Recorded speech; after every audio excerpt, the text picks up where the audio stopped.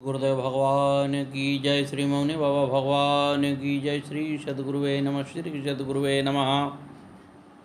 सबसे पहले प्राणी को मन पर कंट्रोल करने का अभ्यास करना चाहिए। मन इतना चंचल है कि कभी कंट्रोल होता नहीं। आप देखिए, 2 मिनट के लिए अगर हम प्रभु का स्मरण कर रहे हैं तो उस 2 मिनट में न जाने कितनी बार मन कहाँ कहाँ उठा के फेंक दिया हमको।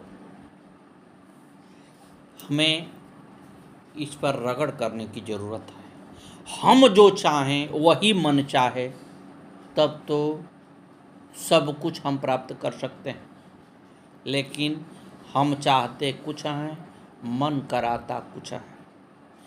पहले से ही मन हमारा एक प्रपोजल बनाए रखता है। अनैतिक कार्य कैसे होते हैं? कोई भी अनैतिक कार्य एकाएक नहीं होता। मन प्रपोजल बनाता है, और जब वो प्रपोजल बनाता है कि ऐसे ऐसे ऐसे ऐसे ये करना है, और वो जब क्रियान्वित कर देता है, तब प्राणी जो है पाप का भागी हो जाता है। और ऐसा ही होता रहता है हमारे और आपकी ज़िंदगी में। मन कभी कंट्रोल हुआ नहीं, उल्टा सीधा कहता कराता रहता है। हम करते रहते हैं, हम उसी के वशीभूत हैं। जो वो चाहता है वही होता है। और संत के समागम से इस चीज़ पर रोक लग जाती है। प्रभु की बड़ी असीम कृपा हो गई, संतों का संगत हो गई। संतों की संगत से मन जो है कंट्रोल होने के लिए थोड़ा सा उनके आशीर्वाद की ज़रूरत होगी। अगर हम अपने गुरु के शरण में हैं, उनको कस के पकड़े हुए हैं, तो आज नहीं कल इस मन पर विजय प्राप्त कर लेंगे।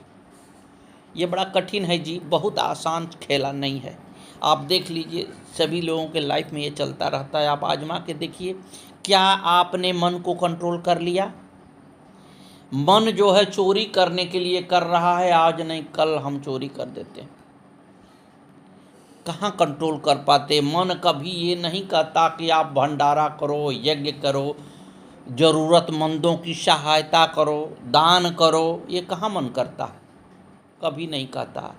मन वही कहता है जिससे कि हम दलदल में फंस जाएं, वहीं फंसाने के चक्कर में मन बराबर रहता है, और प्राणी को फंसाए रहता है, मरता है, जीता है, इसी सिलसिले को बराबर जारी रखता है। इसलिए कि मन कंट्रोल नहीं है। कहाँ कंट्रोल है मन? कभी कभी मन तो इतना बलवान होता है कि वो जो है अपने आप को ही कह देता है कि मैं भगवान हूँ। अब देखिए तमाशा, ऐसा होता रहता है। और मुझे इसकी परवाह किए बिना सद्गुरु के शरण में जाना है। प्रभु के चरणों को मैं पकड़ूंगा और कस के पकड़े रहूँगा। देखिए मन कितना उठा के फेंकता है मुझे। और जिस दिन सद्गुरु की कृपा हो गई, मन पर विजय प्राप्त मैं कर लूँगा। तब तक इंतज़ार करना होगा, सद्गुरु को रिझाना होगा, सद्गुरु को प्रसन्न करना होगा। हम खुदे बड़े स्वार्थी हैं। जब हम फंसते हैं तभी तो याद करते हैं, उससे पहले तो यादें नहीं करते। लेकिन प्रभु तो बड़े दयालु हैं जी, वो तो हमारी तरह बराबर ही देखते रहते हैं। वो नहीं चाहते हैं कि मेरा बच्चा दलदल में फंसे। सद्गुरुदेव भगवान की जय। आइए कथा की तरफ बढ़ें। एकार्णवे पुरा जाते नष्टे अस्थावर जंगमे, भूतमात्रे समुत्पन्ने सज्जगे कमलादहम। ब्रह्मा जी कहने लगे, प्राचीन काल में जल प्रलय होने पर अस्थावर जंगमादि प्राणियों को नष्ट हो जाने तथा 5 महाभूतों की उत्पत्ति होने पर मैं कमल से आविर्भूत हुआ और कमल कड़िका पर बैठा हुआ विचार करने लगा। इस महासागर के जल में मेरा प्रादुर्भाव किसने से हुआ? मेरा निर्माण करने वाला, रक्षा करने वाला, युगांतर में मेरा संहार करने वाला कौन है? कहीं भी भूमि दिखाई नहीं दे रही है। आज मैं इस कमल का मूल आधार पंख अवश्य देखूंगा। ऐसा विचार कर मैं कमल नाल के सहारे नीचे उतरा, परंतु 1000 वर्ष तक नीचे जाने पर भी कहीं पृथ्वी का अंत नहीं मिला। तब आकाशवाणी हुई कि तपस्या करो। तत्पश्चात मैं उसी कमल पर आसीन होकर 1000 वर्षों तक तपस्या करता रहा। तब पुनः आकाशवाणी हुई, सृष्टि करो। तब मैं सोचने लगा, किसका सृजन करूं और कहाँ करूं। उसी समय मधुकैटभ नाम के 2 दैत्य उसी महासागर में मुझे युद्ध को ललकारने लगे। भयभीत होकर मैं पुनः जल के सहारे नीचे उतरा। वहाँ मैंने श्याम वर्ण पीताम्बर, 4 भुजाओं में शंख चक्र गदा पद्म धारण किए एक अलौकिक पुरुष को शेषनाग की शैया पर शयन करते हुए महाविष्णु को देखा। उनको शयन करते देख मैं निद्रा स्वरूपा भगवती का ध्यान कर स्तुति करने लगा। मेरी प्रार्थना से कल्याणी विष्णु भगवान के शरीर से निकलकर आकाश में दिव्य स्वरूप धारण कर विराजमान हो गई। तब वे अनंत आत्मा जनार्दन जगे और फिर उन्होंने मधुकैटभ से 5000 वर्ष तक युद्ध किया। अंत में भगवती की दृष्टिपात से मोहित दैत्यों को भगवान विष्णु ने मार दिया। उसी समय वहाँ शिव जी आ गए। तब हम तीनों ने उनको देखा और उन भगवती की स्तुति की। सद्गुरुदेव भगवान की जय। हमारी स्तुति से प्रसन्न होकर उन महादेवी ने हमसे कहा, काजेशां स्वानि कार्याणि कुरुध्वं समतंद्रिता सृष्टि स्थिति विशिष्टानि हतावेतो महासुरो कृत्वं स्वानि निकेतानि वसंध्वं विगंज्वरा। हे ब्रह्मा विष्णु महेश, अब आप लोग सृष्टि पालन एवं संहार कर के अपने कार्य प्रमाद रहित होकर करिए। अब आप लोग अपना अपना निवास बनाकर निर्भीकता पूर्वक रहिए, क्योंकि अब उन दोनों महादैत्यों का संहार हो चुका है। आप अपनी विभूतियों से अंडज, पिंडज, उदभिज और स्वेदज 4 प्रकार की सभी प्रजाओं को सृष्टि कीजिए।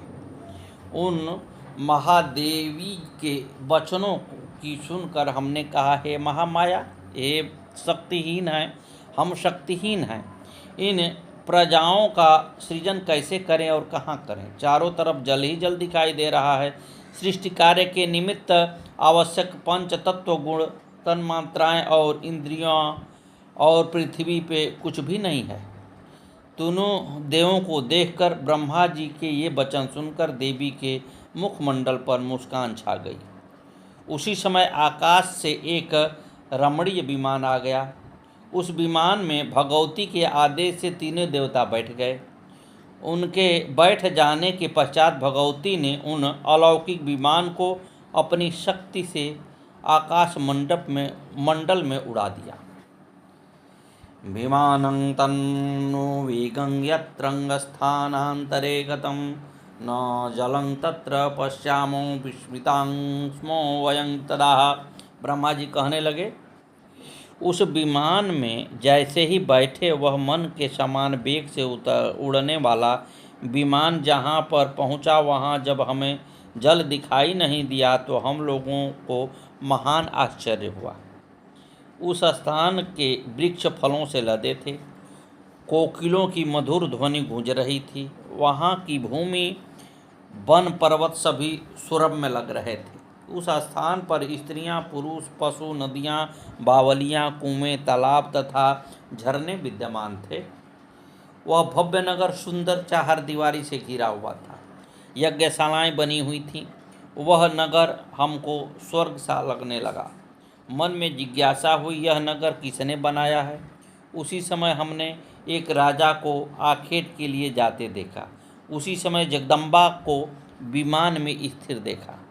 तभी हमारा विमान द्रुत गति से पुनः उड़ा और एक सुरम्य देश में पहुंचा। वहां हमें नंदनवन, पारिजात वृक्ष और कामधेनु आदि सब दिखाई दिए। कामधेनु के पास 4 दांतों वाला ऐरावत, मेनकादि अप्सराएं, गंधर्व और इंद्र भी इंद्राणी के साथ दिखाई दिए। वहाँ पर वरुण, कुबेर, यम, सूर्य, अग्नि और अन्य देवताओं को देखकर हमें आश्चर्य हुआ। उसी समय वह राजा धरातल पर पालकी में बैठा था। वह विमान हमको लेकर के ब्रह्मलोक में पहुंचा। वहाँ पर वेद अपने अपने स्थान पर विराजमान थे। तब विष्णु और शंकर जी मुझसे पूछने लगे, यह दूसरा ब्रह्मा कौन है? तब मैंने कहा, मैं तो इसे जानता नहीं हूँ। इसके पश्चात यह विमान यक्षगणों से सुशोभित, शुक्र और कोयलों की मधुर ध्वनि से गुंजित सुखदायक कैलाश शिखर पर पहुंचा। जब वह विमान वहां पहुंचा तब वृषभ पर आरूढ़ पंचमुख अर्धचंद्र धारण किए भगवान शंकर अपने भवन से बाहर निकले। उनके साथ उनके 2 पुत्र चल रहे थे। नंदी आदि गण उनके पीछे पीछे चल रहे थे। यह सब दृश्य देखकर हम सब विस्मय में पड़ गए। थोड़ी देर बाद वह विमान द्रुत गति से उड़ता हुआ वैकुंठ लोक में गया। उसी समय भगवान विष्णु अपने भवन से बाहर निकले। वे कमल लोचन चतुर्भुज पीताम्बर धारण करके पक्षी राज गरुड़ पर आरूढ़ थे। उस सनातन विष्णु को देखकर हम सभी को महान आश्चर्य हुआ। तुरंत ही वह विमान वहाँ से द्रुत गति से उड़ता हुआ एक सागर तट पर पहुँचा। वहाँ भ्रमर गुंजार कर रहे थे। उस द्वीप में हमें दूर से ही विमान पर बैठे बैठे शिव जी के आकार वाला एक अद्भुत पलंग देखा जो रत्नों से जड़ा हुआ था।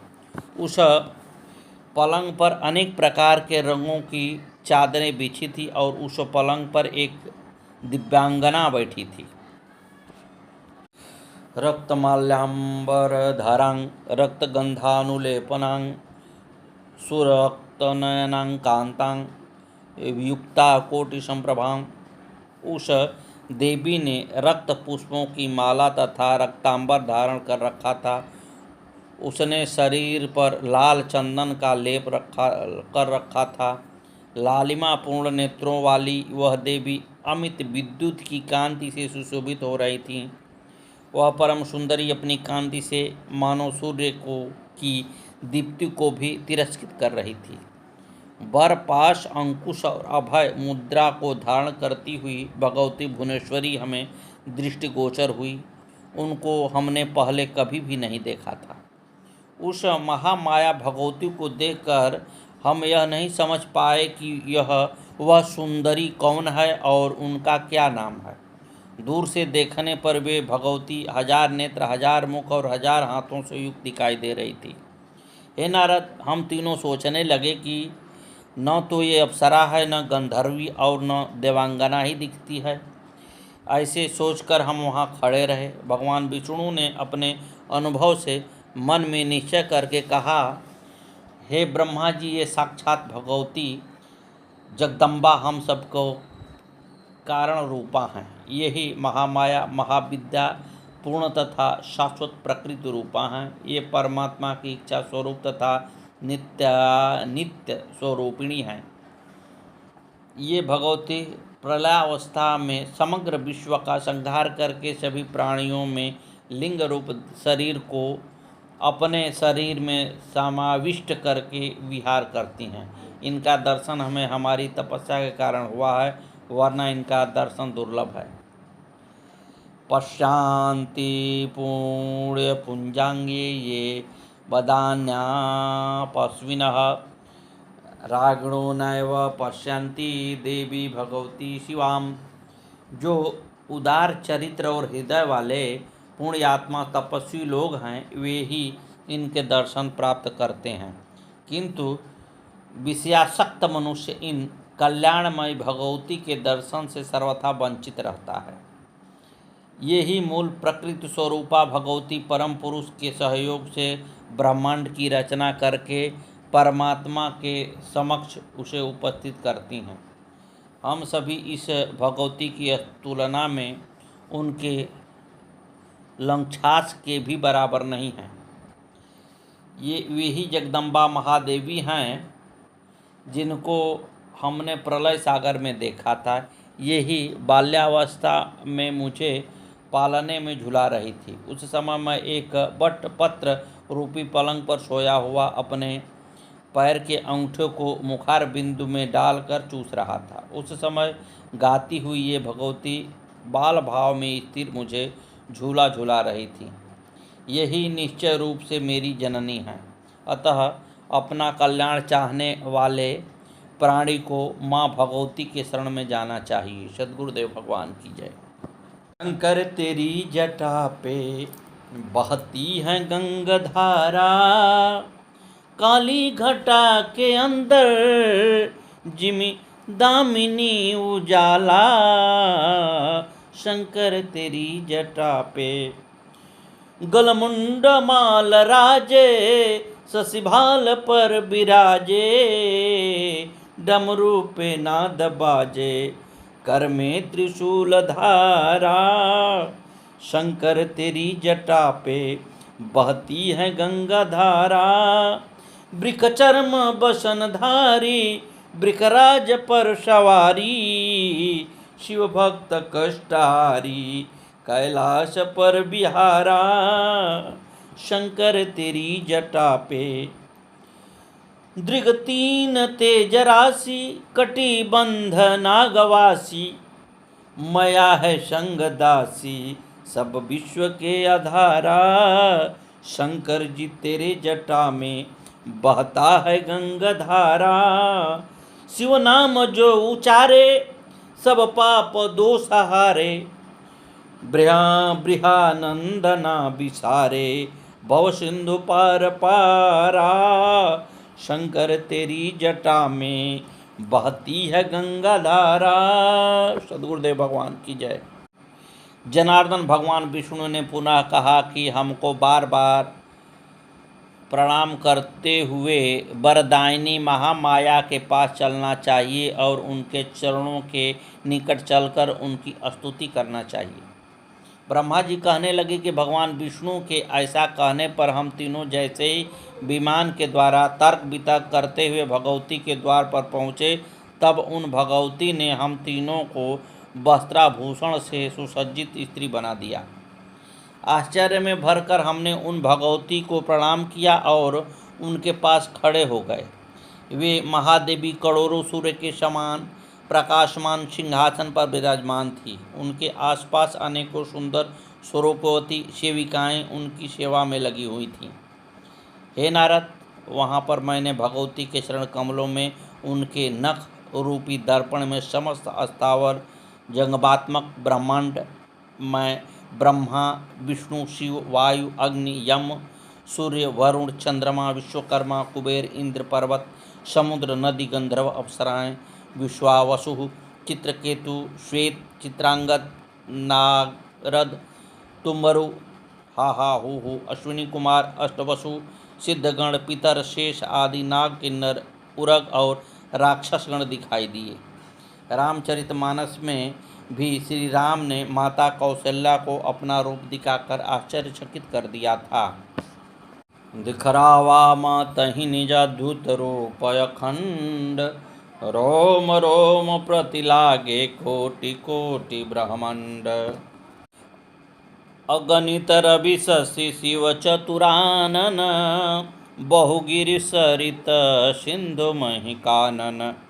काल कर्म गुण ज्ञान स्वभावो, सो देखा जो सुनान काओ। ब्रह्मा जी कहने लगे, हे नारद, वहीं पर बैकुंठ, ब्रह्मलोक और कैलाश तथा मेरा जन्म स्थान कमल भी देखा और मैं चतुरानन उसी कमल पर विराजमान था। मधुकैटभ तथा शेष सैया विष्णु भी उसी में विराजमान थे। सद्गुरुदेव महाराज की जय हो। इन तीनों इन अलौकिक दृश्य को देखकर समझ गए कि समस्त जगत की जननी ये ही हैं। इस प्रकार उस अलौकिक दृश्य को देखते हुए हमको वहाँ पर 100 वर्ष बीत गए। एक बार नारी स्वरूप में स्थिर भगवान विष्णु उन भुवनेश्वरी की विनती करने लगे, सर्वाधिष्ठान रूपाय कुटस्थाय नमो नमः, अर्धमात्रार्थभूताय हिल्लेखाय नमो नमः। समस्त संसार की एकमात्र अधिष्ठात्री तथा कूट स्वरूप देवी को बार बार नमस्कार है।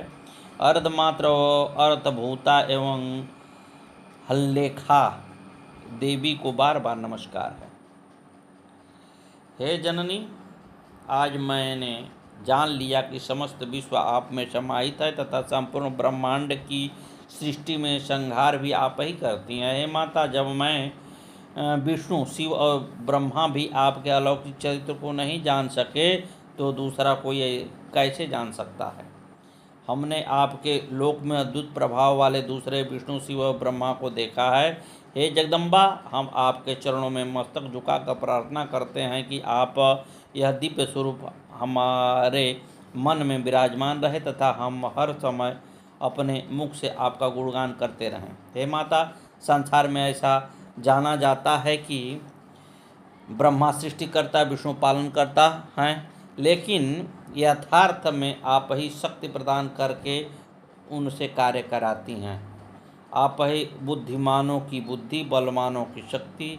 आप इस मनुष्य लोक में कीर्ति, कांति, कमला, निर्मला, तुष्टि रूपा तथा प्राणियों को मोक्ष प्रदान करने वाली हैं। सद्गुरुदेव भगवान की जय हो। नमो देवी महाविद्ये, नमामि चरणों तव, सदा ज्ञान प्रकाशं में देहि सर्वार्थ दे शिवे। हे देवी, आपको नमस्कार है। हे महाविद्ये, मैं आपके चरणों में नमन करता हूँ। हे सवाथ धात्री शिवे, आप ज्ञान रूपी प्रकाश में मेरे हृदय को आलोक प्रदान कीजिए। इस प्रकार विष्णु भगवान ने श्लोक 3, 4, 27 और 3, 4, 49 तक 23 श्लोकों में भगवती की स्तुति की। ब्रह्मा जी कहने लगे, हे नारद, जब शंकर जी भगवती की स्तुति करने लगे, हे देवी, भगवान विष्णु आपके प्रभाव से प्रादुर्भूत हुए हैं, तो क्या मुझ तमोगुणी की उत्पत्ति आपसे नहीं है? यदि पृथ्वी, वायु, आकाश, अग्नि, जल आदि महाभूतों के गुणों तथा विषयों से ही जगत का निर्माण संभव हो तो भी, हे अम्बे, आपकी चिन्मयी कला के बिना वह कैसे व्यक्त हो सकता है? हे अंबिके, आप यदि सदा दयालु चित्त वाली न होती तो मैं तमोगुण युक्त ब्रह्मा रजोगुण संपन्न और विष्णु सत्वगुण संपन्न कैसे बनते? सृजसि पाशि जगदम्बिके स्वकल्पयांकी यदीक्षसि नाशितुं रमयसे स्वपतिं पुरुषः यद सदा तव गति नहीं विद्यवयं शिवे। हे जगदम्बिके, आप अपनी कला से जगत की रचना तथा पालन करती हैं और जब चाहती हैं तब संहार कर देती हैं। आप सदा अपने पति परम पुरुष को रमण करती रहती हैं। हे शिवे, आपकी इस लीला को हम नहीं जान सकते। सद्गुरुदेव।